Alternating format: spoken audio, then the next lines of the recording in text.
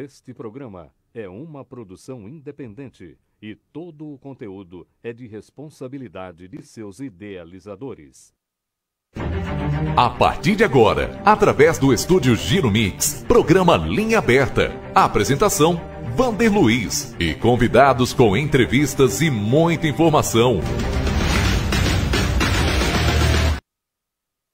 Boa tarde, estamos iniciando mais uma edição do nosso Linha Aberta. Que frio, hein? Ainda bem que no estúdio aqui a temperatura é sempre aquela padrão, né? Mas, pô, teve que deixar a blusa ali fora. Dizer uma coisa pra você, deu uma bela de uma esfriada, né?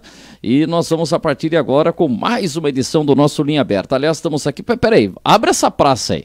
Eu quero dizer que eu vindo pra cá, o nosso estúdio fica aqui no Jardim Granada, em Mairinque, e eu tava muita gente na Avenida Antonino Dias Bastos. E agora eu tô vendo que, vira um pouco esse retorno de imagem pra mim, tem gente pra caramba na praça, hein? Tem duas pessoas? Tem, mas tinha mais, olha que abriu ali. Tinha mais. Alan Viane, você é testemunha. Olha, eu tô achando que tem mais gente, olha lá. O cara com a bicicleta em homenagem ao Zé Balaio, não pode andar de bicicleta na praça. E com coronavírus, menos ainda, quer dizer, e tem placa lá, né? Tem placa. Alan Viane, me diga uma coisa, tem mais gente andando pela cidade hoje? Eu tive essa sensação, Alan. Boa tarde, Vander, boa tarde a todos. A sensação sua é a minha também, acho que o Jair também, que andou aí pelas ruas centrais de Mairinque também, um grande número de pessoas.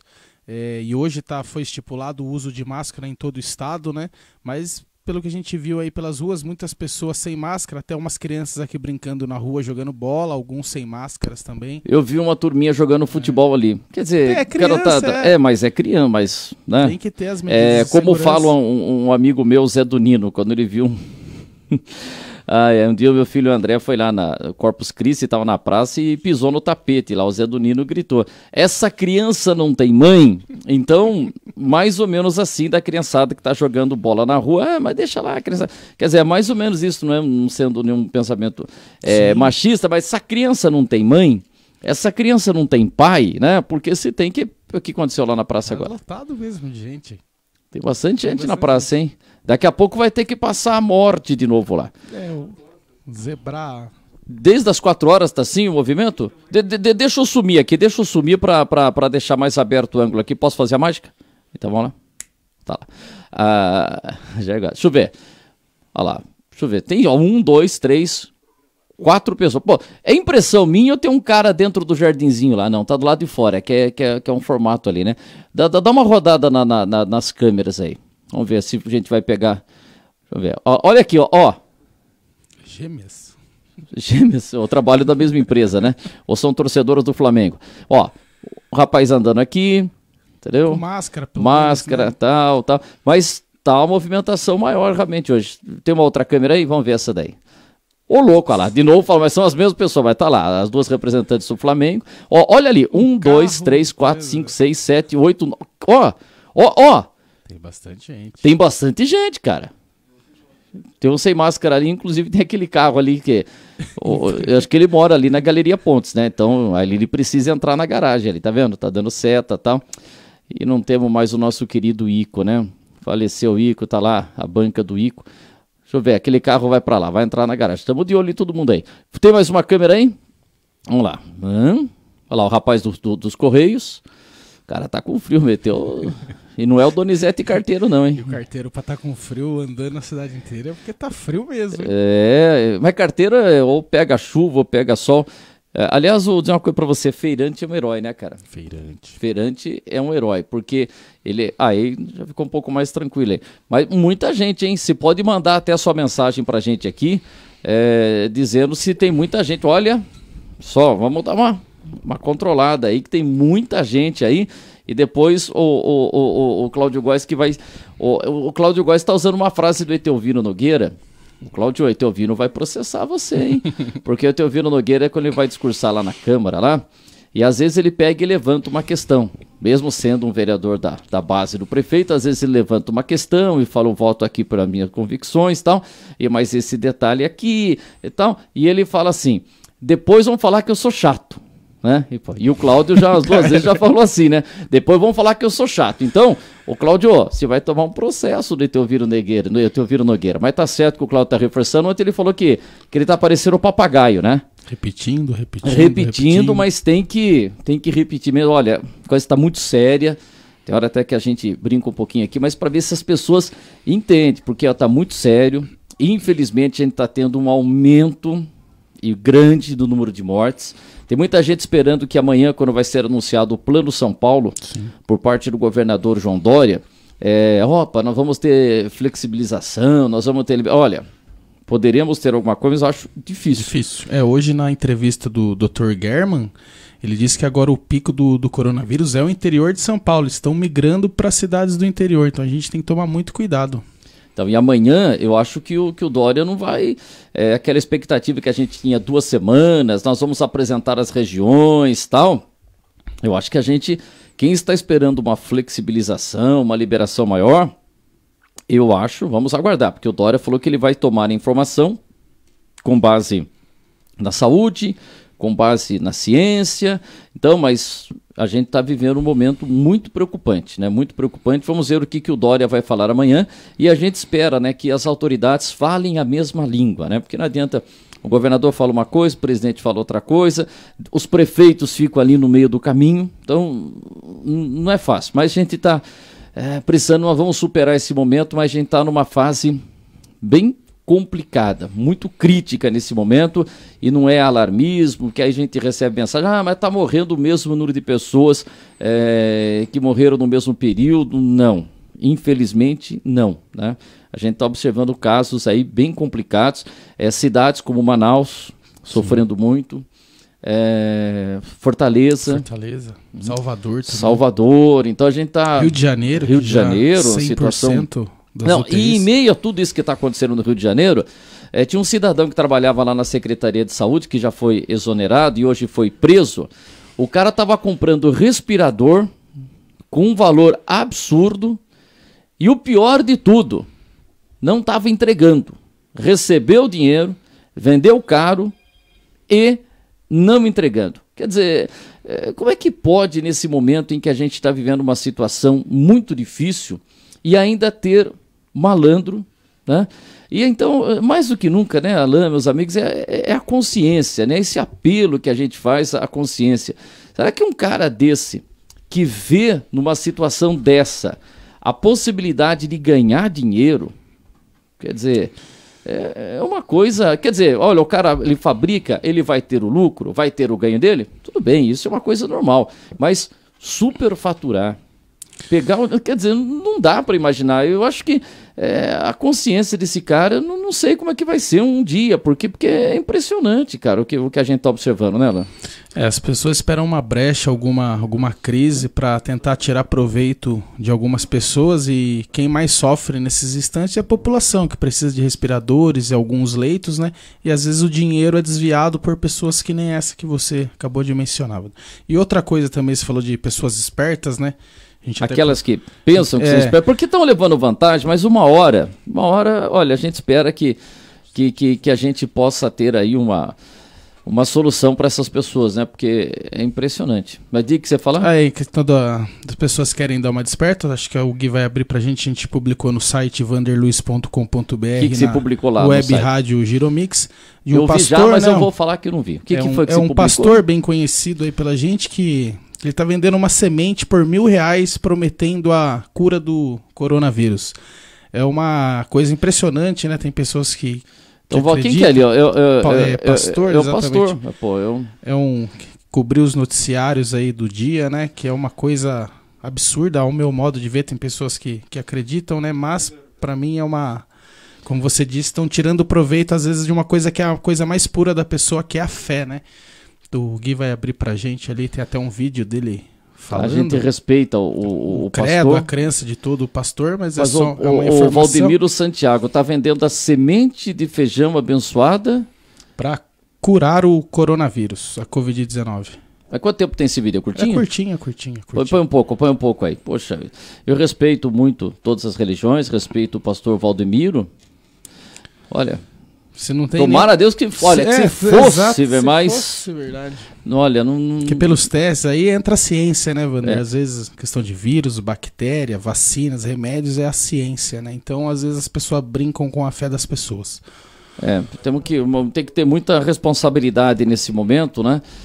Porque eu acho que quando a gente tiver a cura, e tomara que a gente chegue o mais rápido possível, isso daí vai ser anunciado por todos, né? E vai ser, olha, a fé... E não vai ter nenhum valor, né? Pode falar, olha, a fé, a fé é uma coisa impressionante, né? Porque você tem que ter fé naquilo que você vai pedir. Não adianta você estar perto de Jesus, perto de Deus, e você não tiver fé. Não adianta se encontrar aí, poxa, um dia aí você tenha a graça de encontrar Jesus, e a hora que você chegar perto de Jesus, você falar para ele, Jesus, tal coisa. Ele falou que precisa ter fé. Tem uma passagem da Bíblia que Cristo estava andando lá no meio de uma multidão, lá, um monte de gente. Tal. E aí chega uma mulher com muita fé e toca em Cristo. E várias pessoas tinham tocado, né? Aí, de repente, Cristo pega e fala assim, quem tocou em mim? Aí os apóstolos falaram, tem um monte de gente aqui, Cristo. Não, mas teve uma mulher que tocou diferente, quer dizer, a fé. Então a fé é muito importante, respeito todas as religiões, respeito o pastor Valdemiro, que seria ótimo a gente tivesse, né? Mas eu acho que pelos estudos não era isso, né? E também não precisava ser vendido. Exatamente, um preço exorbitante de R$1.000, as pessoas... Mas o que está acontecendo? O povo está chegando na praça, vai ter festa hoje? O que está acontecendo com a Praça da Matriz que está aumentando a movimentação lá? Põe só um pouquinho o pastor aí, vamos lá. E eu estou até arrepiado porque Deus nos deu esse propósito da semente, vai ser feito em todo o Brasil, em todo o mundo. E o telespectador pode ver imagem, o internauta vê imagens aí das sementes. Nós vamos mandar uma semente pelos correios, ou os pastores e bispos vão entregar pessoalmente a todos que semeiam na vida. E vai ser interessante. E a minha, claro, né? Tudo você toma bênção, né? Tudo escrito você toma bênção. Mas uma para cada um. E vai ser lindo, porque eu vou fazer o propósito de R$1.000 por cada um deles. Cada um de nós, né? O propósito que eu vou fazer é de R$1.000 para cada um. E muitos que estão me assistindo também vão fazer de R$1.000. E outros vão fazer de R$500. E finalmente outros vão fazer de 200 e até R$100. De 1.000, de 500, 200, até R$100.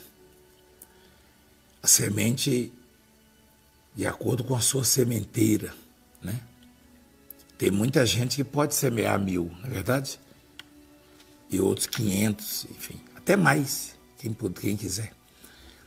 Mas é muito interessante essa questão da semente, é um propósito. Esse vai ser o mais abençoado de todos os propósitos que já fizemos. Eu não tenho dúvida disso. Foi Deus quem preparou nesse momento, nesta fase da vida.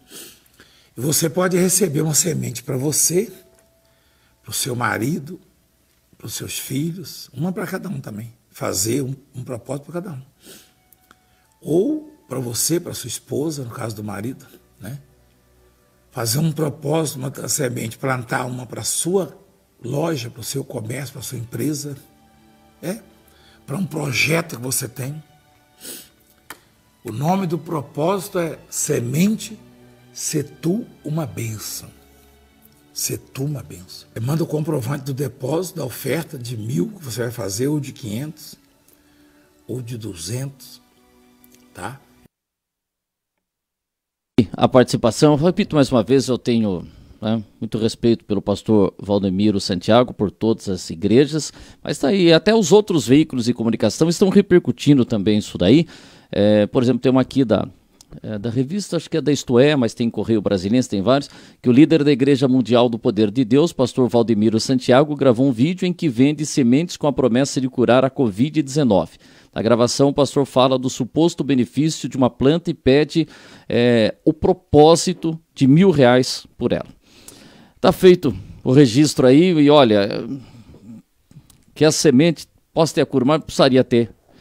Estudo, né? Estudo, e não ter esse valor de depósito, sabe? Eu acho que não é por aí, mas vamos tocando e cada um vai tocando a sua vida e vai vendo, né, as informações aí. Bom, já temos a Simone para participar aí com a gente. Deixa eu ver quem está mandando mensagem aqui pra gente aqui. O Paulo Francisco Taliasaki fez um comentário aqui, né? Fala o nome, tá aqui, ó. Falei o nome que eu não tinha o nome completo aqui, depois eu falei, tá aqui. Olha, meu amigo, Mânlio Mora, rapaz de Sorocaba, trabalhamos juntos lá na TV Metropolitana. Um abraço, obrigado pela participação. Mânlio Mora, mandando uma mensagem pra gente.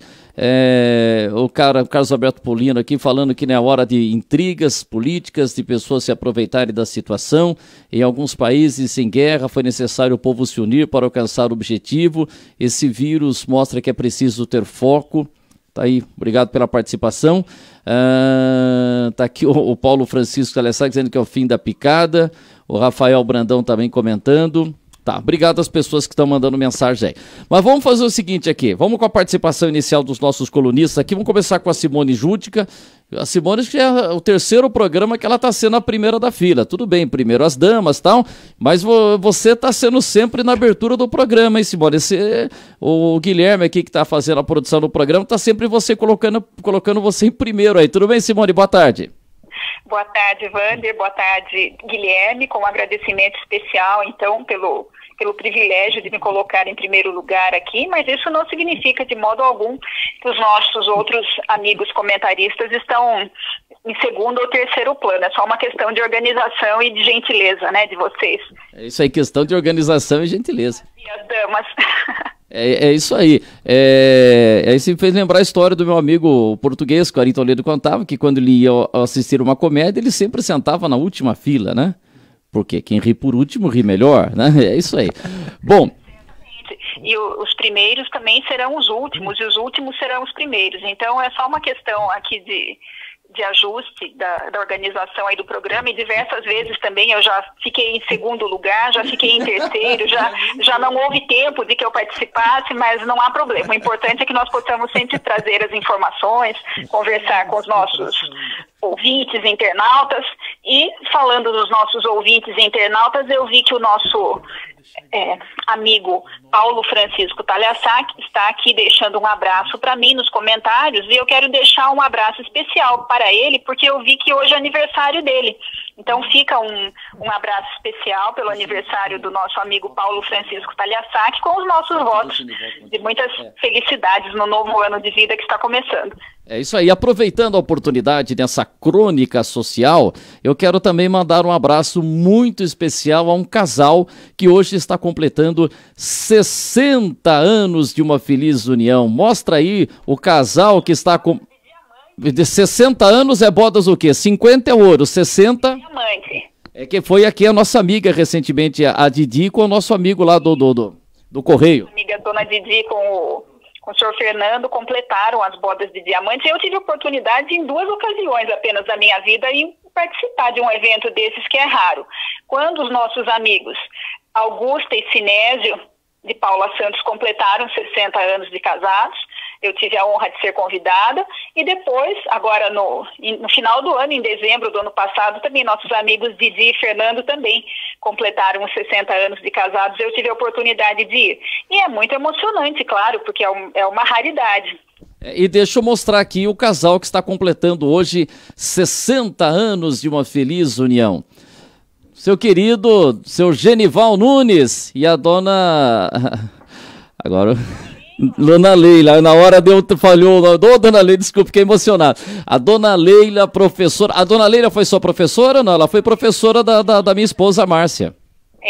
Foi professora da Márcia, junto com meu irmão Charles, que estudavam juntos, e depois de um tempo ela foi minha professora também, muito querida. Eu deixo um abraço muito especial para eles também, fico feliz em saber que eles chegaram às bodas de diamantes, e que Deus continue a abençoá-los e que eles vão muito longe ainda nessa união. Não, e é muito legal, né, porque o seu Genival tinha prometido que quando ele completasse 60 anos de casado, ele ia fazer uma festa, ele ia botar a mão no bolso, ia fazer uma festa, ia convidar o povo inteiro, né, fez tudo preparar, aí acontece de ter o coronavírus, toda aquela festa que ele ia fazer, ele não vai botar a mão no bolso. Mas nada impede que a festa seja dada depois. Vamos ver se depois ele faz, já tinha reserva lá naquele hotel Bourbon, lá acho que em Águas de Lindóia, tava tudo garantido, depois ia fazer uma grande festa, ia fazer um anúncio aqui no nosso programa, ia ficar o mês inteiro aqui aparecendo a propaganda, Genivaldo, Ana Lê, mas aí, mas olha... Parabéns ao casal, né? Logo a gente vai estar se reencontrando toda sexta-feira lá na Feira Livre. E um abraço também para os filhos, né? Para o Genival Nunes Júnior, que é veterinário e trabalha lá em Taubaté. E para a Ana Cláudia também. Parabéns aí ao casal. 60 anos, seu Genival e Dona Leila, um casal muito querido aqui na nossa Rock. Parabéns ao casal, aos filhos, uma notícia muito feliz. Isso aí. E vamos agora falar do decreto do Dória. Já estava lendo o decreto do Dória, você fez uma manchete no nosso site lá no vanderluiz.com.br, que o Guilherme pode até colocar, e esse decreto, você falou ontem aqui de vários pontos, ele não é muito fácil não, até o meu amigo Napoleão mandou uma mensagem, porque falou assim, a prefeitura tem que regulamentar esse decreto, quer dizer, não é só o governador assinar e tá valendo. As prefeituras têm que regulamentar. Está valendo o decreto, mas temos que ter alguma participação da prefeitura. Isso mesmo, o decreto está valendo, então a partir de hoje o uso da máscara é obrigatório, então quem sair às ruas e for flagrado sem máscaras estará infringindo o decreto do governador João Dória. Agora, o que está dependendo de regulamentação? Lá no final do decreto, depois que vem todas as determinações, os artigos, está dito que caberá às prefeituras fazer...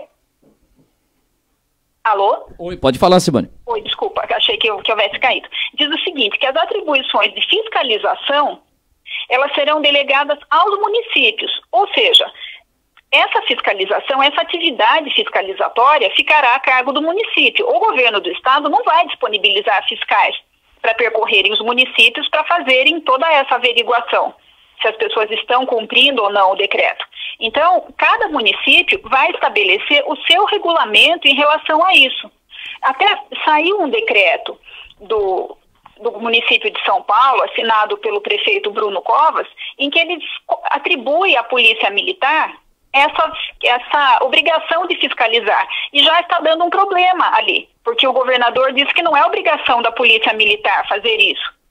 Então, cada município vai acabar regulamentando de uma maneira. Me parece que são os fiscais do município mesmo, talvez os agentes de trânsito, a guarda municipal, porque desde quando começaram a surgir esses decretos, nós vemos que são colocados sobre essas pessoas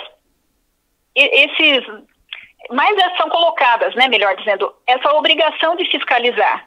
Então eu creio que vai acontecer a mesma coisa com relação a isso. Na última fala do prefeito Cláudio Góes, ele mencionou que estava sendo estudado como que isso seria posto em prática na cidade. Então eu creio que talvez hoje ele deva falar alguma coisa.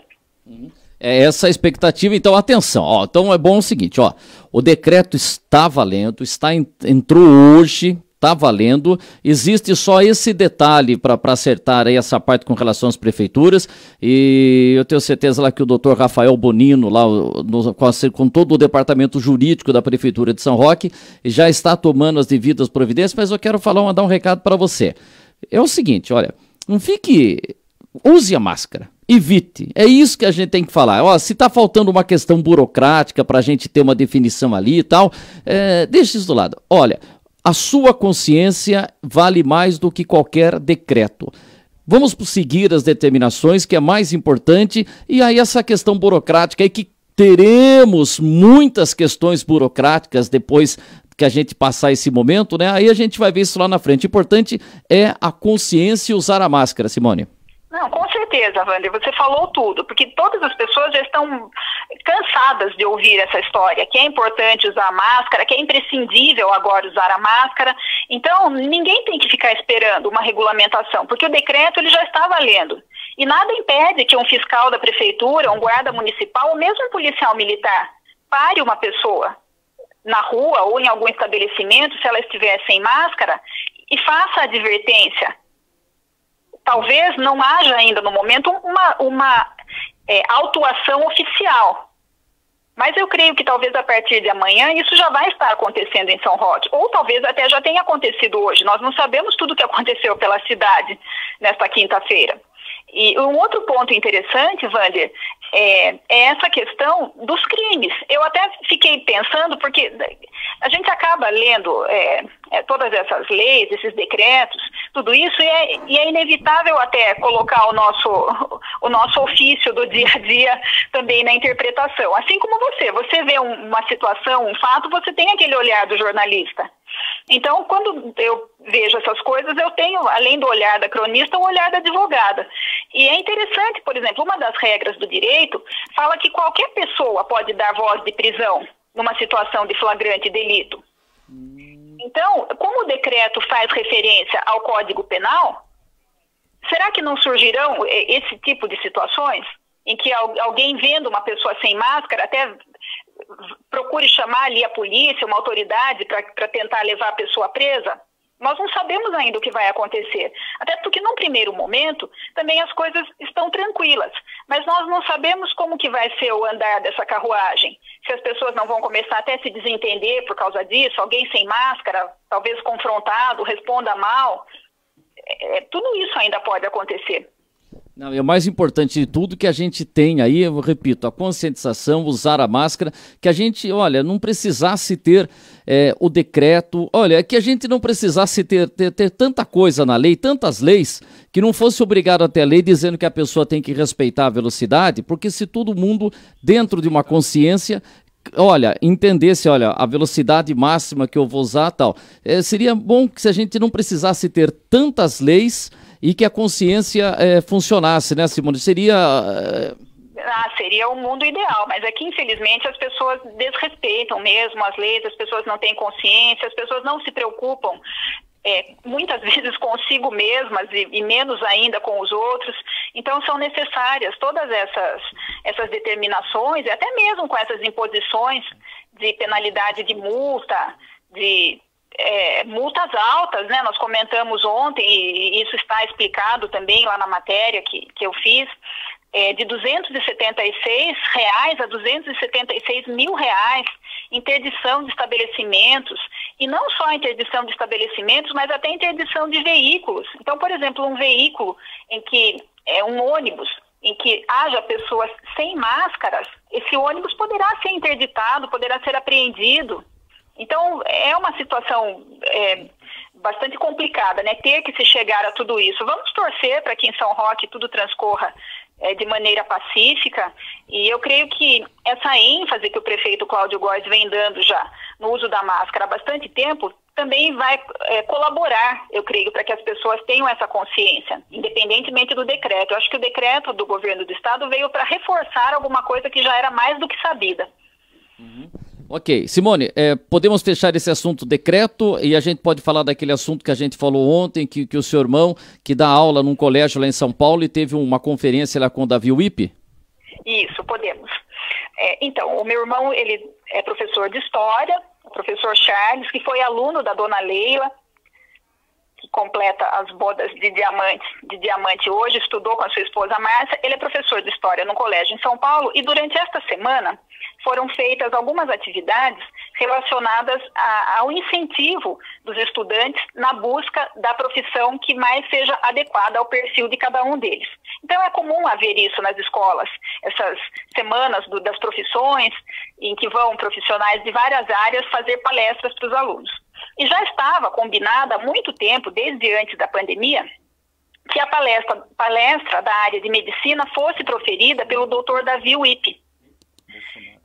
Então, a princípio, ele não iria lá para falar a respeito de pandemia, de nada disso. Porém, como agora a situação do momento é essa, e ele é uma pessoa totalmente voltada para essa área, um infectologista famoso, e também é o coordenador do Centro de Contingência do Coronavírus do Governo do Estado de São Paulo, ele falou a respeito da carreira da medicina, mas falou bastante também a respeito dessa situação da pandemia, até porque ele é uma autoridade no assunto. E aí o meu irmão, ele fez uma síntese dos principais pontos da palestra do Dr. Davi Wippe. Ele participou por videoconferência, teve a oportunidade de interagir com ele também, e nós achamos, então, importante passar isso aqui para os nossos ouvintes, para os nossos internautas. Apesar de que nada é novidade, porque o Dr. Davi Wippe sempre tem também falado, se expressado aí pelas mídias, e até ele é um dos que contraiu a doença e felizmente sarou, mas ele tem, então, toda essa experiência para passar. E se pode destacar alguns tópicos para a gente aqui, de uma maneira, assim, rápida? Sim.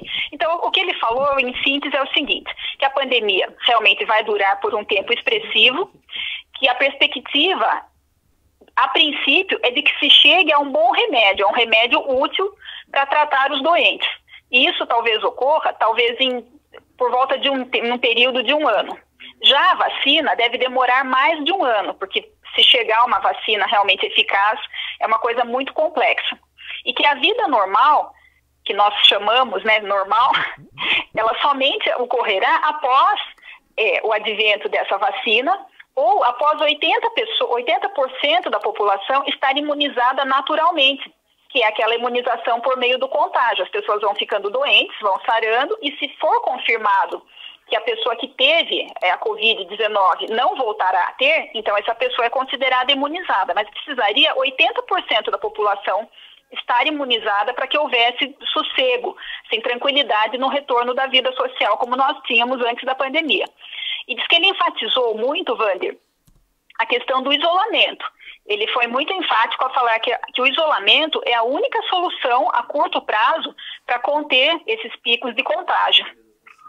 Ele, por se tratar ali de uma palestra para professores e estudantes, diz que ele falou também que as escolas não devem voltar nas próximas semanas, porque ali existe, em qualquer escola, né, assim, uma aglomeração de pessoas, um contato muito próximo entre professores, alunos, funcionários, então que não se recomenda de modo algum o retorno às aulas nessas próximas semanas.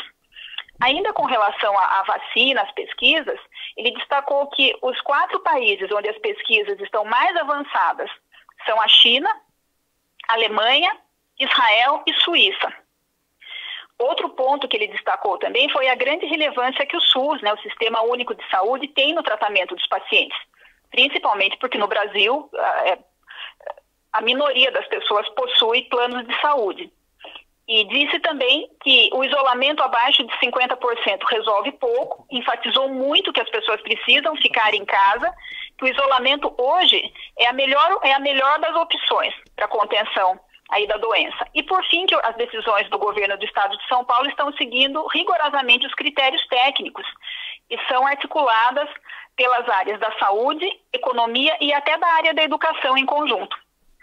Olha, é importante isso daí, então, Davi Wippe, que é um infectologista, tive várias vezes a oportunidade de conversar com o Davi Wippe, ele ia muito lá na Rádio Jovem Pan dar entrevistas e depois ele foi secretário de saúde também, da saúde do governo Alckmin e fazendo um trabalho muito importante. É uma pessoa que tem muito respeito. Eu lembro que acho que uma vez ele falou que ele morou um tempo na África trabalhando lá com um trabalho muito importante que ele realizou por lá, e é uma pessoa que a gente deve ouvir. Para questão da AIDS. Nossa, que a AIDS muito participou. Ele fez um trabalho, ele é muito considerado, né, muito respeitado nessa área de infectologia. E tem uma carreira acadêmica brilhante também, como professor da USP, ocupou cargos de direção também na Faculdade de Medicina da USP, do Hospital Emílio Ribas. É uma pessoa importante que a gente tem que ouvir e ouvir com muita atenção, entendeu? Agora, Simone, para fechar, que eu já tô vendo o Zé Balai chegando na fila ali, tem um destaque final aí, Simone? Tem uma manchete aí ou não? Não, Wander, os destaques de hoje eram estes, e o destaque final é um abraço, aí mais uma vez pro casal tão querido, a dona Leila com o seu Genival, para a família deles, e um abraço para vocês também, que estão aí todos os dias, você, o Alan, o Guilherme, por vezes o presidente Jair, com essa preocupação de levar informação, levar entretenimento também para os ouvintes, para os internautas e permitir que nós possamos fazer esse trabalho também nos aproximando virtualmente das pessoas quando nós não podemos nos aproximar fisicamente. Ok, obrigado, Simone. Até a próxima, até amanhã. Até. Muito bem, aí a participação da jornalista Simone Júdica, Alain Vianney, e deixa eu registrar aqui que a Ana Cláudia tá mandando aqui, a filha do seu Genivaldo, da dona Leila, tá aí a foto e tal, a Ana Cláudia falou que tava tudo reservado lá no Atibaia Bourbon. Olha só. Estaríamos lá, toda a família e tal, ia convidar mais uns 100 amigos, muito mais, ia lotar lá, ia ser uma grande festa lá, mas momentaneamente tá suspensa a festa, então agora a gente... vai ter. O Milton Neves que brincava com os Osmar Santos, que nós tivemos em 1972, que foi o torneio do... que foi 72? Terceiro centenário da independência dos Estados Unidos? Acho que teve uma coisa assim, foi uma coisa assim. Aí teve o jogo Brasil e Itália. Depois eu vou ver se acho que eram 200 anos da independência, bicentenário da independência dos Estados Unidos, vou até confirmar isso daí. E aí acabou o jogo. E Osmar Santos falou, isso aí, garotinho, terminou o jogo aqui, nesta Copa do Bicentenário da Independência dos Estados Unidos.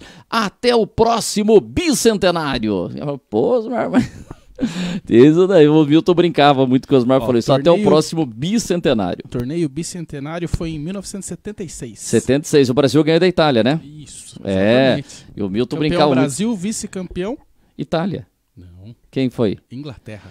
Mas se você pegar o jogo, o Brasil jogou contra a Itália. Pega e põe no Wikipedia aí, torneio bicentenário. Pra quem você vai ligar? Pro Zé Balaio? Bicentenário. Torneio bicentenário dos Estados Unidos. Terceiro colocado Itália. Então, mas o Brasil jogou contra a Itália. O Brasil acho que ganhou de 4, alguma coisa. Foi até um jogo muito aguardado, porque foi o reencontro de duas seleções que tinham decidido a Copa do Mundo de 70. E o Brasil jogou contra a Itália. Não sei se o Brasil ganhou de 4-1 da Itália. 4-1, repetiu. Gols de? O Zico acho que fez um gol. Fez um gol. Quem mais teve gol? Roberto Dinamite. E Gil. O Gil, que era um ponta direita. O Gil fez 2 gols, o Zico 1 e o Roberto Dinamite 1. O Gil, lembro do Gil, jogava no Botafogo. E o gol da Itália? O gol da Itália, sei lá, Pétega. Fábio Capello. Capello? O Capello. Então, essa foi um jogo realmente de 1976, torneio bicentenário dos Estados Unidos. Deve ter alguma coisa. Foi um grupo, né, entre Brasil, Inglaterra e um time combinado dos Estados Unidos. Aí o Brasil ficou em primeiro, Inglaterra em segundo e Itália em terceiro no grupo. E Osmar Santos ensinou até o próximo bicentenário. Então, até 200. É brincadeira, acontece, né? Quando você termina a Copa do Mundo, você fala até a próxima Copa do Mundo. O arquivo da Jovem Pan, maravilhoso, e eu junto lá com a Margarete, que era responsável pelo arquivo, nossa, a gente ouvia tanta coisa lá, rapaz, e muita coisa a gente colocou lá no nosso plantão da memória, que a gente fazia lá aos domingos, e a gente colocou um dia lá, o encerramento da Copa do Mundo de 1978, então o Osmar Santos narrando a final lá e tal, e aí quando termina ele fala assim, termina aqui a Copa do Mundo, acho que foi de 74, acho que foi de 74, quando termina a narração da Copa do Mundo de 74, que foi o seguinte, naquele mesmo dia da final da Copa do Mundo de 74 entre Alemanha e Holanda, marcou a volta do Joseval Peixoto para a Rádio Jovem Pan. Ele tinha passado, acho que pela Tupi ou pela Bandeirantes, e no dia que a gente teve a final da Copa do Mundo de 74, assim que acabou a final, no horário do Brasil, deve ter sido por volta do meio-dia, sei lá, teve um jogo São Paulo e Portuguesa, se eu não estou enganado, a volta do Joseval Peixoto à Jovem Pan. E aí, o Zé Balaio tá na linha e quer saber que cada um falou, Zé Balaio, dá um tempo, Zé Balaio. E aí, até tira a concentração da gente. Aí o que aconteceu? Aí, por que eu tô falando tudo isso? Porque é o seguinte, foi quando terminou lá, que a Jovem Pan narrou no oferecimento da Caixa Econômica do Estado de São Paulo, e aí o Osmar Santos encerrou a transmissão, foi de 74, 78. Terminou e falou assim, e Narciso Vernizzi no plantão, não, então foi 74. Narciso Vernizzi no plantão esportivo está terminando a Copa do Mundo de 74. A Alemanha campeã. E aí Narciso Vernizzi, aí o Narciso Vernizzi assim, alô amigos, ele era do plantão esportivo. E terminou a Copa do Mundo de 1974. Mas neste momento, o departamento esportivo da Rádio Jovem Pan já está iniciando os preparativos para a cobertura da Copa do Mundo de 1978. Acabou a Copa, ele já entrou falando que já estava acertando tudo, fazendo todo detalhe. São coisas montada. Maravilhosas, são coisas assim maravilhosas. Deixa eu pegar o boa tarde aqui do Zé Balaio. Zé Balaio, você já quis saber como é que está a condição do vento, quantas pessoas na praça, o que falou. Você quer saber tudo antes. Você, quando jogava bola lá no vestiário, acho que você ficava perguntando, e como é que tá aí? Como é que tá a torcida adversária? Você ficava perguntando tudo isso, né, Zé? Louco, meu Deus do céu. Boa tarde a todos, boa tarde, Guilherme, que eu estava dando pergunta pro Guilherme se eu estava fazendo esse inquérito aí. Eu não estava, não. Eu estava batendo um papo com ele, tranquilo. Mas, Gil, eu também agora quero parabenizar o Genival aí, que eu acabei ouvindo uns trechos do programa, onde a Simone estava falando, você também, para parabenizar o casal aí pelo transcurso aí de todo esse tempo aí de casamento, que é uma data significativa aí.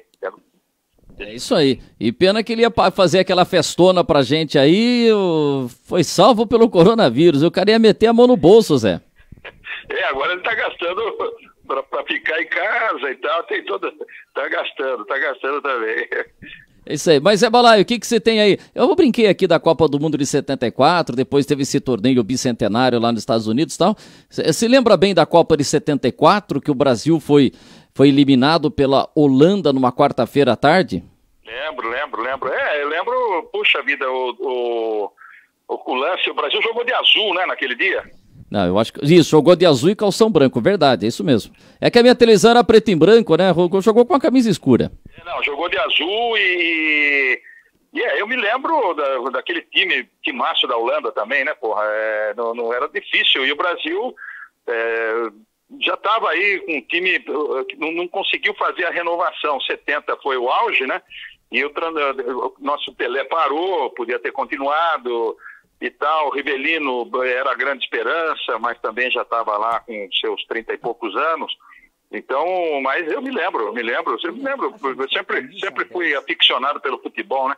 Eu não tenho tantos detalhes na memória como você tem, né? Não, mas que é isso? Não, eu tava lembrando, essa Copa de 74, peraí Zé, essa Copa de 74 aí, foi uma Copa que eu acompanhei bem, né? Porque na Copa de 70... eu era pequeno, tinha 4 anos, eu não lembro o que aconteceu na Copa de 70. Aquele que vai dizer, lembro vagamente, né? Mas não lembro. Copa de 70, não lembro. Aí 74, aquela grande expectativa, e o Pelé não foi. E aí o Brasil fez a sua campanha. E o Brasil, rapaz, foi uma campanha na primeira fase. Acho que o Brasil estreou contra a Iugoslávia, foi 0-0. Depois o segundo jogo agora foge da memória, mas eu lembro que o terceiro jogo foi contra o Zaire. O Zaire, eu era pequenininho, mas eu lembro, tinha um goleiro chamado Casade. O nome do goleiro do Zaire era Casade. E o Brasil precisava ganhar. E o Brasil ganhou, acho que 3-0, mas num sufoco. O Zaire que nem existe mais. O Zaire hoje acho que é a República Federativa do Congo, se eu não estou enganado. Sim, é isso mesmo. É razão. Então, a Copa do Mundo, ela sempre tem essa questão especial aí para quem é aficionado pelo futebol, porque ela traz algumas surpresas, né? Isso daí é interessante, né? Às vezes você pega, que nem na Copa de 66, você pega a Coreia, né? Que foi também uma sensação, e outros times assim com menor expressão, outros países, né? Com menor expressão futebolística diante dos grandes gigantes, aí, né? Do gigantão, aí, acabam proporcionando essas surpresas, né? É isso, você tem a cada Copa do Mundo sempre um Zaire aí, como você falou, uma pedra no sapato, apesar que o Zaire não foi tão bem naquela Copa, né? Não foi muito mal, pô. O Zaire tomou 3-0 do Brasil, aliás só 3, porque tinha tomado 9-0 da Iugoslávia e tinha tomado 2 da Escócia, quer dizer, aí aumentou a pressão. Aliás, sabe que você falou que o Pelé não foi? Aí o Luiz Américo, que eu tive a oportunidade um dia de fazer uma entrevista com ele, tá lá nos arquivos, ele contou pra mim dessa música Camisa 10, porque era a Camisa 10, quem é que vai no lugar dele, né? Se lembra dessa música? Põe um trechinho, não sei se o Zé Balaio vai conseguir ouvir, mas põe um trechinho aqui da música Camisa 10. Então se você não ouvir, Zé, imagine aí que tá rolando a música Camisa 10 do Luiz Américo. Então, põe aí, quem é que vai no lugar dele? Desculpe, seu Zagallo. Esse time que está muito fraco, levaram uma flecha e esqueceram o arco, botaram muito fogo e sopraram um furacão que não saiu do chão.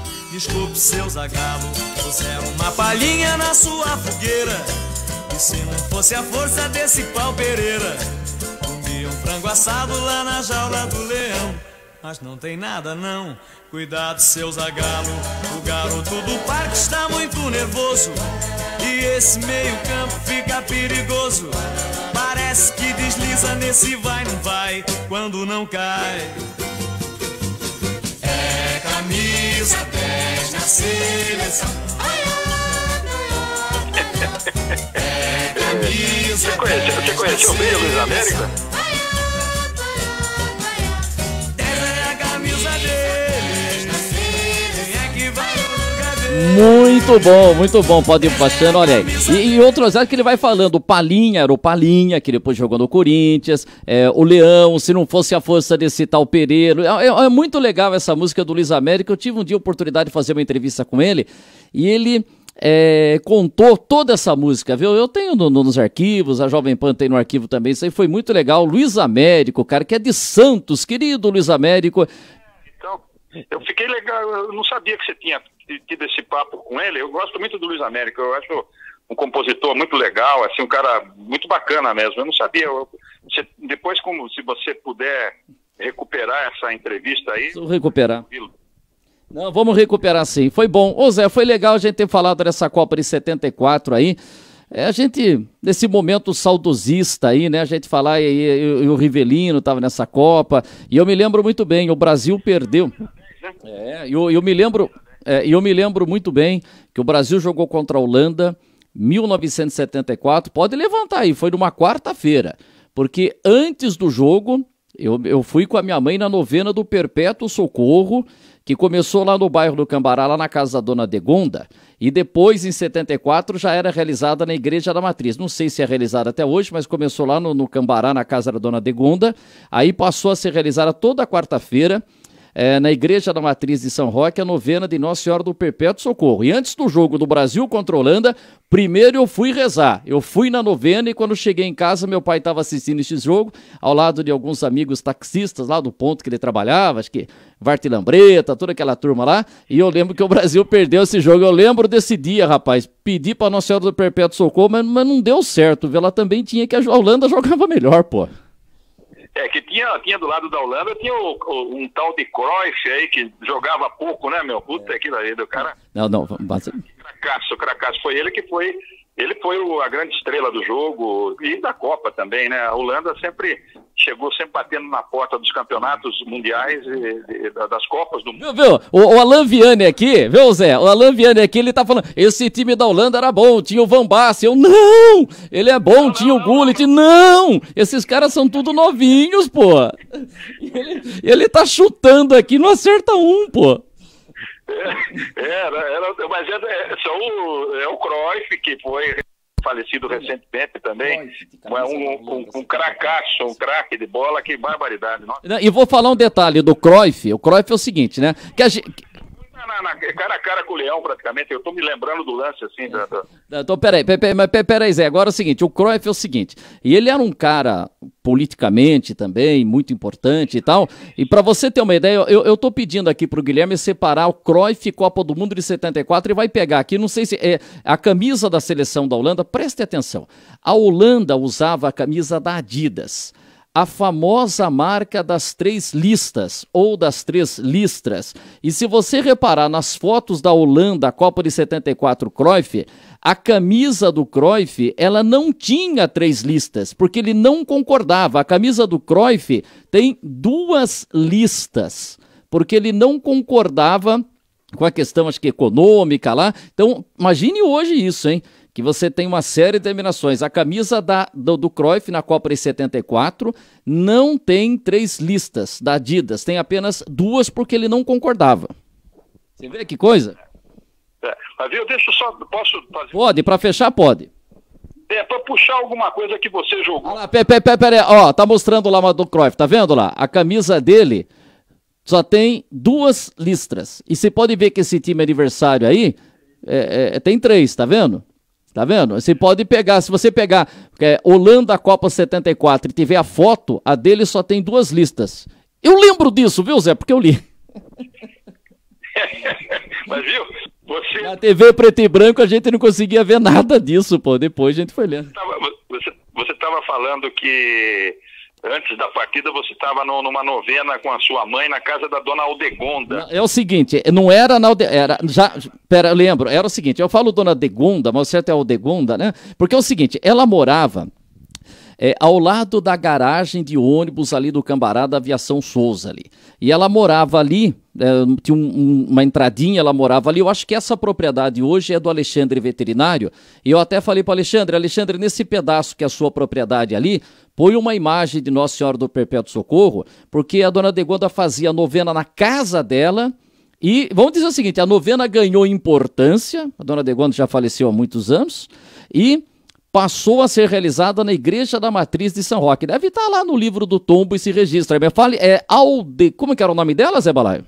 Aldegonda. Então, é por isso que quando você falou, me veio na memória o seguinte, ela tinha um filho... Acho que era Donato. Não, era... Não lembro do filho. Marde para ele, devia ser uma corruptela aí de algum nome aí. Mas ela, onde eu quero chegar é o seguinte, ela tinha 2 irmãos militares, né? Um deles era alta patente do Exército, não me lembro se chegou a general, alguma coisa nesse aspecto.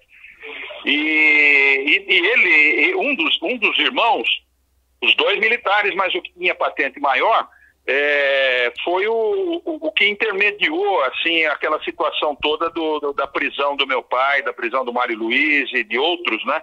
No aspecto de que as coisas fossem mais amenas, não tão... enfim, para não ter violência, vamos traduzir dessa forma, né?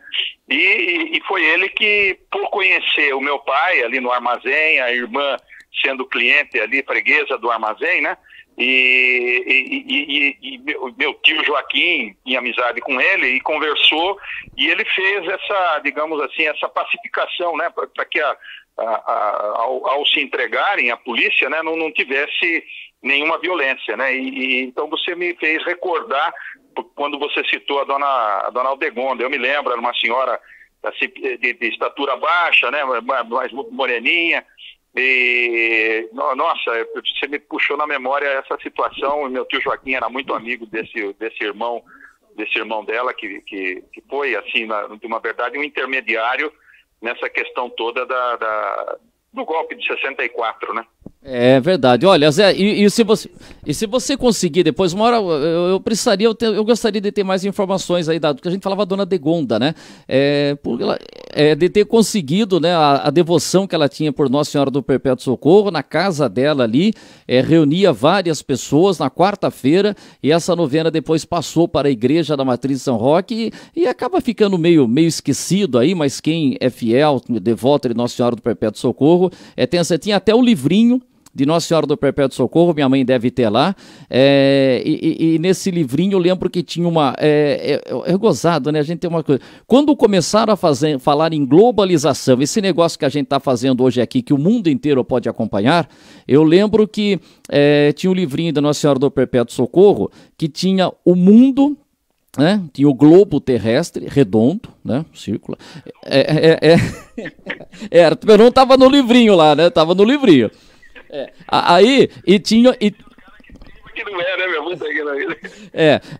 Quando você põe o mapa não, o mapa é quadrado, né? O mapa é reto. Aí tinha uma imagem de uma igreja em cima daquele globo, representando o seguinte, que era uma igreja para atingir o mundo inteiro. Então, toda vez que falam globalização, vem na minha cabeça a imagem daquele livrinho que tinha uma igreja assim, todo mundo, né? São coisas que marcam, né? Quer dizer, em 74, eu sou 66, eu tinha 7 e ia fazer 8 anos em outubro. Quer dizer, 7 anos eu ia na novena lá na Igreja Matriz, mas eu era pequenininho, quer dizer, então eu tinha 4, 5, 6 anos e eu lembro dessas novenas de Perpétuo Socorro, né? Tem esses detalhes, né, Zé? E depois arruma o nome completo dela se você conseguir. E, poxa, eu gostaria de saber se ficou alguma informação da dona Degonda, viu? Você me puxou agora, rapaz, quando você citou o nome dela, me veio tudo isso aí na cabeça.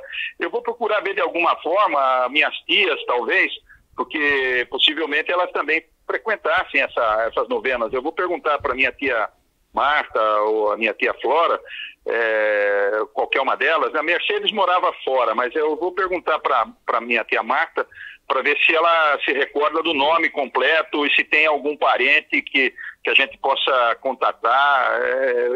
É uma senhora, foi muito bacana assim, essa lembrança sua nesse aspecto aí das novenas. E eu me lembro dela, servia ela no balcão lá do armazém, e o filho dela também, os outros militares, os irmãos dela, eu lembro perfeitamente dele. Ele chegava no final da semana, ele chegava em São Roque todo fardado, com aquelas patentes todas no peito, assim, cara. Era período militar, né? Todo mundo, pá, o cara chegava, chegava no armazém, todo mundo ficava ali com aquela... Batia a continência. Não chegava esse... Nem mexia, né? Nem mexia. Mas era uma figura. Eu preciso lembrar o nome deles também, dos dois irmãos dela. É isso aí. Mas foi bom. É bom a gente fala assim, lembra de umas coisas, né? Lá do fundo, né? E que Nossa Senhora do Perpétuo Socorro aí mantenha esse socorro perpétuo pra gente aí. Não vai deixar a gente na mão, não. Tá bom, Zé? Obrigado, hein, Zé? Esse aspecto foi boa, essa lembrança aí. Não, imagina, eu que agradeço a participação no seu programa aí. E aqui se vê que o assunto vai fluindo, né? Vai saindo, a gente sai da Holanda e vamos buscando as histórias aí. Zaire, que não é mais Zaire. Mas agora o goleiro do Zaire, pode pegar a escalação aí, essa eu não vou errar. O goleiro do Zaire chamava-se Casade. Eu lembro que foi Rivelino, Valdomiro, Casade, caramba. Casade, cara. E agora você me fala do Zaire, do goleiro, eu me lembro agora também, dando risada pela cena, né? Daquele goleiro do Mazembe também, que sentou na bola lá. Que dava aquelas bundadinhas quando ele comemorava. Não, tem coisa assim, e eu acho que se você pegar, eu não sei se é um jogo do Zaire, se pegar um jogo do Zaire, alguma coisa, lá tem um lance de uma falta e os caras não sabiam como bater a falta, porque não sabia, né? É uma coisa assim. Então, e só pra fechar da Copa do Mundo de 74, eu vou dizer o seguinte, Osmar Santos abrindo a jornada lá, queria imitar o Osmar, é brincadeira, né? Mas guardadas as devidas proporções. Osmar Santos, estamos iniciando o futebol aqui da Jovem Pan, tal, acho que era um oferecimento exclusivo da Caixa Econômica Estadual, porque tinha federal também. E aí, não era nem nossa caixa naquela época ainda. E aí ele pega e chama Mestre Cláudio Karsug. E o Cláudio Karsug falou uma coisa que é impressionante, fala assim, Cláudio Karsug, o que você espera dessa final? Aí ele entra, bem, amigos, Natal. Aí ele fala uma coisa assim, olha o que o Karsug fala em 1974, essa eu não ouvi, eu vi no arquivo, não ouvi no ar. Informando que daqui a pouco nós teremos o início dessa partida entre Alemanha e Holanda. E queremos informar que no momento em que for decidido quem vai ficar com a bola e quem vai ficar com o campo, a moedinha que será jogada é uma moedinha holandesa. Acho que ele falou uma moedinha holandesa. Isso precisa confirmar, mas ele falou o país. E aí ele falou uma coisa muito importante.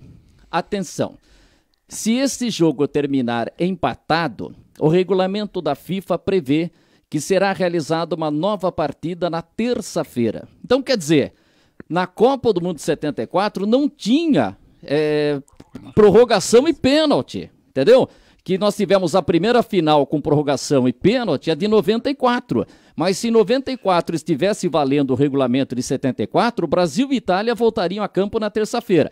Mas claro que isso foi retirado por uma questão de satélite, imaginou tudo. Horário de satélite, que era difícil, programação de televisão, todo mundo já marcando viagem e você ter a realização de um jogo extra. Mas Cláudio Karsug fala isso, se Alemanha e Holanda terminarem empatados essa partida, teremos um jogo extra na terça-feira. Olha só como ficou na lembrança. Tá certo, Zé Fernando? Zé Fernando, tá certo, Zé Baleco? Zé Fernando tá pensando em mim. Um abraço. Tá certo. Valeu, parabéns, parabéns pelos detalhes aí da recuperação da sua memória aí. Tô tentando recuperar aos poucos aqui. Um abraço. Vamos lá. Bom, agora o Alan, fala um pouco, Alan, que você não tá falando nada no programa. Se você é igual o Telegrama, se você ganhar por palavra, você tá morto, cara. Chama o Zé Fernando, então, vamos ver se o Zé Fernando tá aí. Pronto, chama o Zé Fernando aí. Capricha aí, vamos lá. Chama o Zé Fernando. O Zé Fernando, você tá falando com o Gui. Nosso grande Zé Fernando aí. Não, mas eu não vou interromper essa aula de história sua e do Zé Balaio. Entrem lá pra ver se é verdade. Não, é verdade. Eu tava conferindo aqui se era verdade. É verdade, sim. E teve a gafe da seleção de 74, né? Só tem o Rezenbrink, né? Que era o mais conhecido, e o Cruyff, né? Que eu me lembro. Eu lembro, o Palmeiras tinha um jogador aí que contratou no Nordeste e tinha o nome de Rezenbrink lá em homenagem a ele. Não era muito... mas só o nome, né? Só o nome, só. Então chama o Zé Fernando aí, pô. Cadê nosso querido Zé Fernando? Olha ele aí. Ô, Zé Fernando. Tá bom, tá com uma luz diferente hoje aí. Tá parecendo o cara quando chega no centro... Aqui, mas não tá quebrando, tá? Viu? tá? E a gente vai da novena da Dona Degonda de Perpétuo Socorro ao Centro Espírita, né? Quando eu vi o Zé, eu falei, Zé, quanta luz, Zé, hoje... Melhorou? Melhorou, você tá, que luz, Zé Fernando, que Está luz, brilhante. tá muito bom, Zé, que luz. Iluminado. Iluminado, Zé Fernando. Agora, diga Ou aí. iluminado, né, Zé? Esse filme Tava lendo um conto do Asimov, a última pergunta, ele fala muito em luz, acho que foi por isso.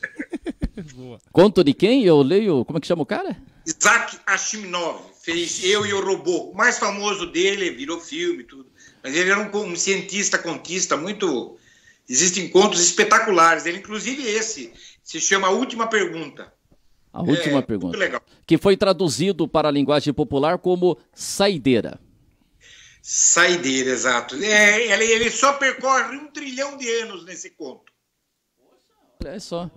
Opa, já deu 1 hora de programa aqui. Então bate o papo com... Faz a pergunta aí e dá a dica cultural do nosso programa aí. Ontem o Zé falou das dicas dele, né, Zé? Passou o Benzinho, assistiu o Wander ontem o Benzinho?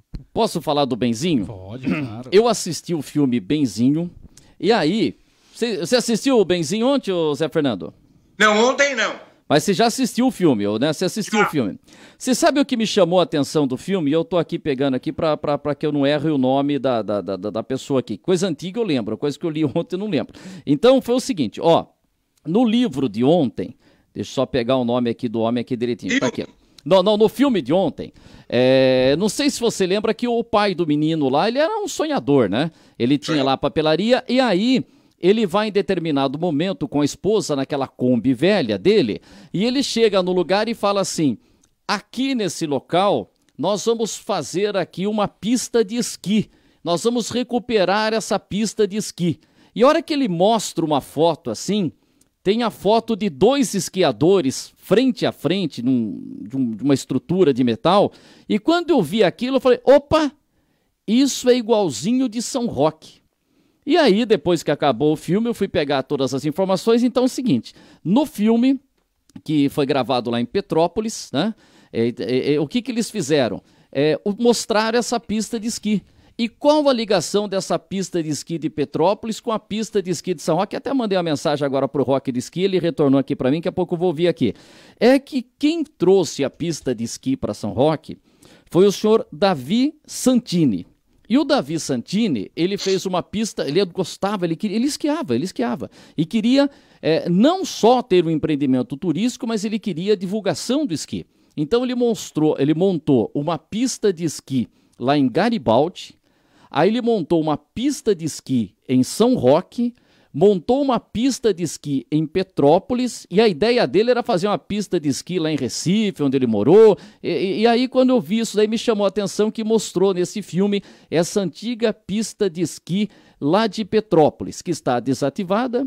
A de Garibaldi também está desativada e a nossa aqui em São Roque, felizmente, um grupo daqui da cidade, o São Roque Supermercados, comprou e há 20 anos iniciou uma nova fase de esqui. Mas teve esse detalhe do filme Benzinho, que mostrou a pista de esqui lá de Petrópolis, que tem uma ligação com a nossa pista de esqui aqui de São Roque, viu, Zé? Por isso já valeu o filme pra mim, viu? Ah, tá bom. Eu não sabia dessa ligação, eu achava até que era a pista de Garibaldi. Não, mas é lá de Petrópolis mesmo. Eu não sabia. O seu Davi foi legal. Aí depois uma coisa puxa a outra, né? Eu achei vários registros lá em Garibaldi falando da pista lá de esqui, depois falando de São Roque. É uma coisa. Essa pista de esqui aqui em São Roque, quando ela começou, foi uma coisa fenomenal, mexendo com muita gente, né? E depois, infelizmente, parou. E felizmente retornou com o pessoal aqui de São Roque, que fez um investimento lá muito grande, e as pistas são bem parecidas. A que tinha em Garibaldi, a que a gente tinha em São Roque, o que a gente tinha em Petrópolis, tinha aquele tobogã também, entendeu? Tudo ele seguiu um padrão. E a pista de esqui lá de Garibaldi chamava-se Emílio Garrastazu Médici. E por que ele colocou o nome do presidente Médici? Porque Médici é descendente de italiano e lá, como tem muitos italianos, e ele também era o presidente, ele prestou sua homenagem. E sabe como é que chamava a pista de esqui de São Roque quando foi inaugurada? Era Castelo Branco. Sabia? Tem esse nome. Tem umas curiosidades. Depois eu fiquei procurando e a gente fica 2 horas vendo. Você vê, de um detalhezinho ali do filme, né? Que chamou. Então, como num filme tem tanta coisa, né? Que você. Tem muitos detalhes, né, Zé Fernando? É isso aí. Tem bastante detalhes e cada um vai se aprendendo, se apega àquele, né? Que chama mais atenção. Mas é um dos detalhes mesmo. Não fiz essa ligação. Então fala com o Alan agora que eu vou ficar quieto um pouco aqui. Para essa quinta-feira fria, Zé, quais as suas indicações? Bom, só antes, né? Só dar um toquezinho. Na época da seleção lá, o Gil jogava no Fluminense com o Rivelino. Depois parece que ele foi para a Espanha e voltou para o Botafogo. Mas... eu lembro dele no Botafogo, no meu futebol kart. Gil, o apelido dele era Gil Búfalo Bill. Búfalo Gil. O Rivelino lançava, ele marcava gol, eles foram bicampeões carioca e tal. Mas Búfalo aí ele foi para a Espanha e voltou para o Botafogo. Mas na época da seleção ali, ele acabou não indo para a Copa, mas naquele bicentenário ele jogava, fazia parceria com o Rivelino. Era um grande ataque. Mas nessa quinta, na TV aberta, cara, só tem na Bandeirantes. Só a Band vai aparecer depois das 20 horas com um filme que é A Ameaça no Ar. É um piloto da Marinha lá que ele forja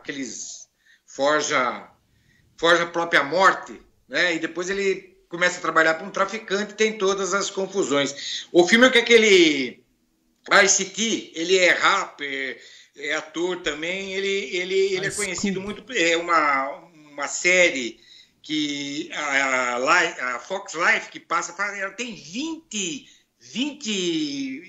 temporadas essa série. Ela se chama, meio esquisito aqui, eu falo em inglês aqui, mas não.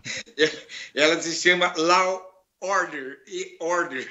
Que é a lei que passava no SBT, que é Lei e Ordem, né, Zé? Isso, é isso. A portuguesando ele passa atualmente até hoje. Ela passou no SBT. Aquele estilo de CSI, aquelas séries investigativas que você descobre aqueles crimes mirabolantes. Porque ela é mais antiga, ela é precursora dessas séries aí. Sim, tem até hoje. É com esse ator e a lindíssima, que vocês vão lembrar, o Wander acho que vai lembrar até melhor que você, a Erika Eleniak, que era ucraniana, né? Atriz americana, mas nascida na Ucrânia. Ela era aquela bonitona, aquela loirona bonitona daquele seriado famosíssimo. Eu fiz até uma pesquisa depois dele, que era sobre os salva-vidas em Los Angeles, lá aquele pessoal do salva-vidas. Não é o Malibu? SOS Malibu? E não era SOS, ele tem um nome em inglês lá meio diferente. Que eu lembro de uma loirona. Como é que é o nome da mulher? Era Pamela Anderson, né? Como? No SOS Malibu era Pamela Anderson. Não é esse seriado, não. É Erika Eleniak. Ela é uma ucraniana, ela andou sumida, que ela teve aquele negócio de meio anorexia, lá ela emagreceu muito tal, e teve... Essa série, eu fiz uma pesquisa nela, depois como os comentários falam muito, eu fui pesquisar a série. Ela é a série, segundo o Guinness Book, de maior público até hoje. Ela passava em 142 países e cada episódio dela tinha cerca de 1 bilhão e 200 mil pessoas assistindo. O nome da série era Baywatch. Isso, Baywatch. É isso aí, Baywatch. É essa série mesmo. Não é Malibu, não. Malibu veio depois. Ela é mais do seu tempo. Mais do nosso, ou meu, no caso... Era essa aí, Baywatch. Ela era fantástica. Tô vendo aqui as fotos, aqui é bem bonitona mesmo. Já não tá meio que nem eu, tá meio estragado. Mas peraí, só tem 31 anos. Não, então você viu a pessoa errada. É outra. Deve ser, ela tem mais de 50. Ela deve ser quase minha. Não, Zé, a tradução de Baywatch é SOS Malibu. É isso? Não é a tradução, a adaptação, né? É adaptado o filme, né? É o SOS Malibu. É o SOS Malibu mesmo? Então. Tem o pessoal. Tem uns caras que, viu, tem aquelas modelos bonitas da praia que tem cara que quer morrer afogado só pra ter respiração boca a boca ali, né? Isso, e ela era modelo. Ela começou no cinema com ET. Ela fez uma participação boa lá no ET. Acho que foi o primeiro filme dela, porque ela era modelo. Ela era modelo e acabou indo para fazer ET lá. Não sei se é o primeiro, um dos primeiros filmes. Ela fez ET também. Isso, ela fez ET. Foi onde ela começou a ficar famosa, porque na verdade ela era modelo. Depois a turma viu que a turma já gostava de assistir filme com ela, não porque ela era uma boa atriz, né? Mas, enfim, Ela era uma atriz boa. De qualquer forma, depois, coitada, ficou doente e tal, ficou um tempo afastada e parece que agora ela está voltou aos poucos. Ela está nesse filme que vai passar na Band. À noite na Band, às 22h45. Bom. Não, tá dada essa dica aí. Tá dada o primeiro filme dela foi o ET, realmente, viu? Ela nasceu... Ela tem 50 anos só, viu, Zé? 29 de setembro de 61. Ela já era ajeitada, viu? No ET ela se chamou... Viu, mas ela não é ucraniana. É Érica, como é que é o nome dela? Eliniak. Ela nasceu no Canadá. Mas acho que então os pais... Ela deve ter naturalizado. Acho que os pais são ucranianos. Os pais. Ucrânia forte, ela tem. Ascendência ucraniana, é verdade. Ela tem alguma coisa com a Ucrânia, eu lembro que ela tem. Agora, isso aí. Mas ela nasceu no Canadá. Onde ela nasceu, eu não sabia que era no Canadá. Eu achava que era na Ucrânia. Então é os pais que são ucranianos. E ela tem o jeitão europeu mesmo, né? Aqueles olhões loiros, aqueles olhões azuis bonito, grande e tal. Então, ela é bem ajeitada. Ó, na HBO tem um filme nacional também, para aqueles que gostam dos filmes nacional, é O Olho e a Faca. É um bom filme, né? Ele se passa numa plataforma de petróleo lá, o marido lá, o tal de Roberto lá, fica muito tempo longe da família, meses fora, todo ano e tal. Ele acaba... Eu acho que a Globo já passou esse filme, ele já foi exibido pela Globo. Ele passa a ter uma outra namorada lá, uma outra mulher, aí começam umas crises, aqueles, né, aquelas emoções, aquelas relações de casamento complicado e tal. E o que tem de legal é que a gente vê muito como é que é a vida numa plataforma de petróleo também. Eles passam bastante a vida no mar, como é que é desse pessoal. E o filme é sobre, claro, as relações, as emoções, né? Que a gente tem no dia a dia, na família, as coisas que acontecem. Viu? E principalmente, viu, que a gente precisa às vezes ficar um pouco esperto, ou refletir sobre isso, não digo esperto, mas refletir quando o trabalho começa a interferir na vida da gente. Quer dizer, o trabalho é importante, não tenha dúvida. Ele parece que ele tem uma promoção, cara, e essa promoção afasta mais ele de casa ainda. Então a gente às vezes precisa ver o que vale, se é o trabalho ou a família. Então, é um bom filme. Aquele Rodrigo Lombardi... Isso que eu ia falar, é o Rodrigo Lombardi. Ele não é muito de TV, ele é muito... Vocês que são fez novela, naquele remake lá do Astro, ele fez o Francisco Coco, ele tava nessa novela aí que era A Força do Querer, que ele tá sempre em vários trabalhos aí, o nosso Rodrigo Lombardi. Eu conheço ele mais do cinema e ele tá muito bem nesse filme, viu? Ele é o destaque aí de ator, vamos dizer assim, é o trabalho dele, viu? A direção se preocupou muito em mostrar mar, essas coisas, e ele carrega um pouco na interpretação. Ele tá bem nesse filme, viu? Não sei se ele foi premiado ou não, mas ele tá muito bem nesse filme.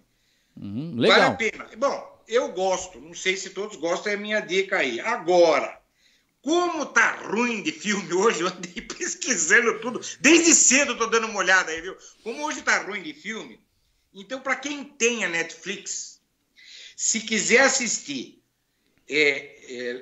depois o Alan me corrija, Lost Girls, né? Lost Girls, Os Crimes de Long Island, um filmaço. Quem quiser assistir, um filmaço. A mãe vai tentar resolver lá o crime da filha que desapareceu, que a polícia está meio atrapalhada, e ela ajuda a resolver vários crimes que aconteceram nesse local aí. Então, é um filmaço. Eu acho legal. Quem não assistiu ainda e está procurando alguma coisa para a noite, tem lá acesso a esse filme pela Netflix, sei lá se por outra plataforma. Esse filme eu recomendo aí, que é um bom entretenimento. Boa, legal, Zé. Muito boa essa dica aí. A minha indicação de hoje é tomates verdes fritos, Zé. Sensacional. Não sei se você acha que já assistiu, né? Grande. É um filme sensacional. É um filmaço. Foi a primeira vez que eu prestei atenção num filme. Esse filme é dos anos... É de 91. 91, no cinema, isso. Foi a primeira vez que se deu para prestar bem atenção na relação entre duas mulheres, né? Se falava muito de homens, tal, não se falava muito de mulheres. Nesse filme ele tem um toque muito sei lá, muito marcante, né? Não é uma coisa assim explícita, tal, assim, mas é muito marcante na relação de duas mulheres. Eu gosto muito desse filme. Legal, foi uma grande... drama que mostra a visita dessa mulher até esse asilo, onde ela encontra essa outra mulher e a partir disso ela começa a falar os contos da vida dela antigamente e tem essa aproximação dessas duas mulheres. É um filme interessantíssimo. E também tem muita gastronomia no filme, né, Zé? Muita. Quem é chegado aí a dona lá... Ela é uma grande cozinheira. Exatamente. Então, para esse dia de frio, de chuva, né? Para ficar quentinho aí em casa, essa é a minha indicação: tomates verdes fritos. Tomates verdes fritos. Muito Filmaço. Bem lembrado. Uma grande lembrança. Legal. Zé, obrigado pela participação. Vamos fechar aqui. Vamos ver se a gente ouve um pouquinho do Cláudio Góes aqui. Obrigado, um grande abraço, hein?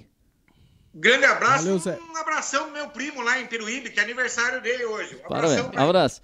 Valeu. Viu? E mostra a praça aqui, ó. Deixa eu sumir aqui, ó. A prefeitura tá metendo uns cavaletes lá na praça, hein? Tá. O Cláudio Góes fica assistindo a gente lá e falou assim, ó lá, estão toda hora falando que tem gente lá. Você tá vendo? A prefeitura tá metendo uns cavaletes ali, não sei se é porque vai fazer aquela limpeza, tava ali, mas tá protegendo a área ali. O Cláudio Góes tá falando e...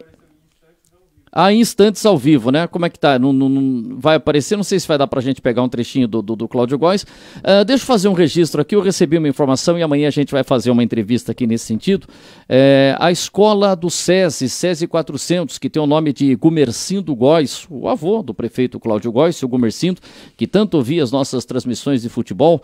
É o seguinte, a escola do SESI está preparando as marmitas, né, a alimentação, e hoje começou esse trabalho, 900 refeições, e vai ter amanhã também distribuindo para entidades. E a partir de segunda-feira, eu estava conversando com o Denis Felipe, que é o diretor lá do SESI, obrigado a Suelen, professora, que também passou essa dica para a gente. A partir de segunda-feira, o SESI 400 estará fornecendo por dia 1.800 refeições. E aí foi feito um contato com a Prefeitura de São Roque, para que entidades fossem indicadas. Depois amanhã a gente até passa aqui as entidades, mas eu sei que tem o Lar Providência de São João Novo, é uma das entidades. Então é um trabalho muito importante que o SESI 400 já começou hoje com 900 refeições, amanhã mais 900 e a partir da semana que vem, diariamente 1.800 refeições. Parabéns ao pessoal do SESI 400 por essa iniciativa. Vamos ver um pouquinho do Cláudio? Hã? Ah, tá, e você pode, deixa eu dar uma dica para você, colaborar também, deixa eu dar uma dica para você. Você também pode ajudar nesse momento em que a gente está precisando muito de solidariedade. Você pode ajudar a Sociedade Protetora dos Animais, que tem lá os animais, tem os cachorrinhos para serem mantidos, e a Sociedade Protetora dos Animais não está podendo realizar aqueles eventos que ajudam e muito para comprar, né, a alimentação. Quer dizer, não pode realizar o Bazar da Pichincha lá no Largo dos Mendes, não pode realizar bingo. Então está pedindo ajuda. Então, se você puder colaborar, a gente tem um caso específico de uma campanha que está sendo realizada, uma vaquinha digital. Então coloque aí essa campanha da Sociedade Protetora dos Animais.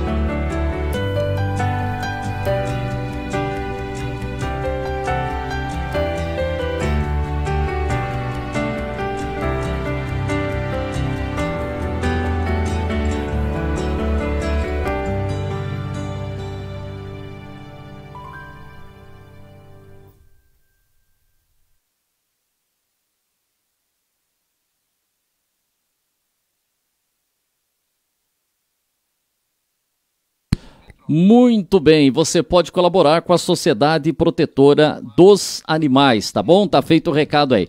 Bom, e como eu falei do filme aqui, Benzinho, que tinha uma citação da estação de esqui lá de Petrópolis, o Rock do Esqui, né? Virou Rock do Esqui, porque ele tá lá há 20 anos, né? E o Rock do Esqui mandou uma mensagem para mim dizendo que esta estação de esqui que foi montada em Petrópolis foi montada a partir do fechamento das atividades da estação de esqui aqui em São Roque. Então, tivemos a inauguração do esqui aqui em São Roque, depois o fechamento, e os equipamentos que a gente tinha aqui, esses equipamentos foram levados lá para a estação de esqui de Petrópolis, que acabou parando também. Aliás, o Davi Santini, que era o idealizador e que montou tudo, ele também produzia a pista, que era de um material plástico, né? Não sei direito se é polipropileno, essas coisas assim, entendeu? E sabe uma coisa que atrapalhou esse investimento? Foi justamente a crise do petróleo nos anos 70, que fez com que esse material plástico, que era um derivado de petróleo, né, ficasse com um custo muito elevado, porque ele é que desenvolveu essa técnica da pista de fazer lá, artificial. Né? E aí falou que quando estava uma fase que estava muito caro esse material, eles chegaram a fazer até uma pista com arame. Sabe? Não um arame farpado, mas aquele arame de cerca ali, que era quadricular, que era uma alternativa. Então tá bom, obrigado ao nosso querido Roque Aparecido Silva, Roque do Esqui. Em breve o nosso querido Esqui Mountain Park estará de volta, proporcionando muitas alegrias com teleférico, tudo isso daí vai ser muito legal e a gente vai voltar. Ah lá, e o prefeito mandou fechar lá. Fechou. Falou, não aguento mais todo dia os caras falarem no programa lá. Então, ó, a prefeitura foi lá, ó, deixa eu sumir aqui, ó, Alain,